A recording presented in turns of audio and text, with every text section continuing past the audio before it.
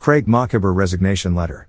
Dear High Commissioner, this will be my last official communication to you as Director of the New York Office of the High Commissioner for Human Rights. I write at a moment of great anguish for the world, including for many of our colleagues. Once again, we are seeing a genocide unfolding before our eyes, and the organization that we serve appears powerless to stop it. As someone who has investigated human rights in Palestine since the 1980s, lived in Gaza as a UN Human Rights Advisor in the 1990s, and carried out several human rights missions to the country before and since, this is deeply personal to me.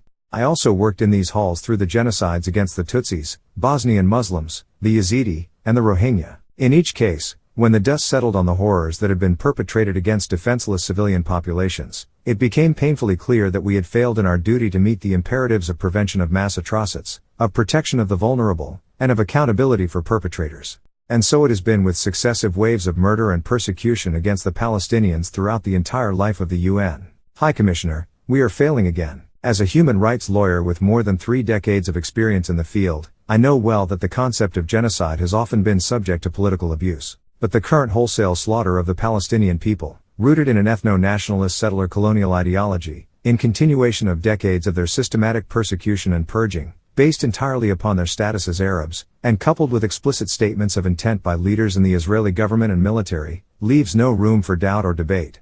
In Gaza, civilian homes, schools, churches, mosques, and medical institutions are wantonly attacked as thousands of civilians are massacred. In the West Bank, including occupied Jerusalem, homes are seized and reassigned based entirely on race, and violent settler pogroms are accompanied by Israeli military units. Across the land, apartheid rules. This is a textbook case of genocide. The European, ethno-nationalist, settler colonial project in Palestine has entered its final phase, toward the expedited destruction of the last remnants of indigenous Palestinian life in Palestine.